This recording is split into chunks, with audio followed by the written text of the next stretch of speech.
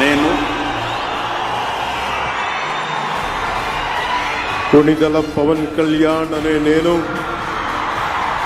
శాసనం ద్వారా నిర్మితమైన భారత రాజ్యాంగం పట్ల నిజమైన విశ్వాసం, విధేయత చూపుతానని,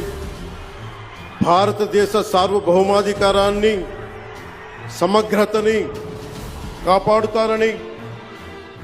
ఆంధ్రప్రదేశ్ రాష్ట్ర మంత్రిగా నా కర్తవ్యాలను శ్రద్ధతో, అంతఃకరణ శుద్ధితో నిర్వహిస్తానని, భయం గాని, పక్షపాతం గాని, రాగద్వేషాలు గాని లేకుండా రాజ్యాంగాన్ని, శాసనాలని